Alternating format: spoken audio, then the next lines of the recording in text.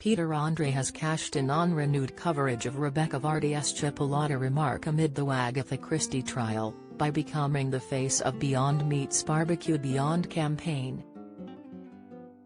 The 49-year-old posed with vegan sausages and burgers at the launch, offering tips on how people can create, cook and host a summer barbecue using plant-based products. In proceedings at London's High Court last week, Rebekah took to the stand to admit she was sorry for the way in which she described Peter's manhood in 2004. Discussing her News of the World Kiss and Tell expose, which carried the headline "Peter's hung like a small chipolata, shaved, slobbery, lasts 5 minutes," she said she deeply regretted selling her story. Peter was said to be angry that he was dragged into the trial and, according to an insider, was struggling with the resurfaced story, years after it originally circulated. Peter is livid. "This whole thing has been really hard on him and the family, but it's made him think about the wider story, and that is that other people shouldn't be allowed to talk about others in this way," the source told New magazine.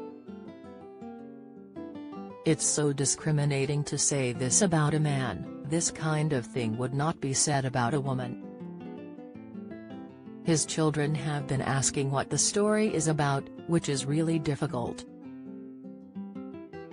The mysterious girl star has since taken to social media to have his say on the matter for the first time. In a video on Instagram he said, "Do you know how hard it is to keep biting my lip on situations? But the way I look at it, most people saw in the jungle how an acorn turned into an oak, so I think I'm okay."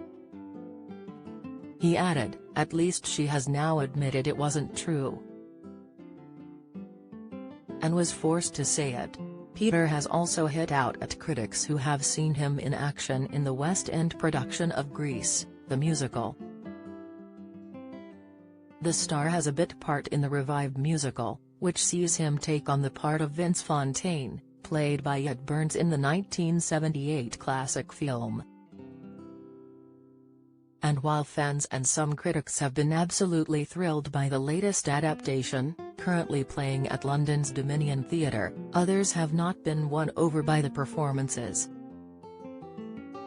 Writing in his weekly column for New magazine, he said, "I understand both sides. But to me, it speaks for itself that every show is full and we are getting a standing ovation every night. Do you have a story to sell? Get in touch with us at webcelebs@mirror.co.uk or call us direct at 0207 29 33 033.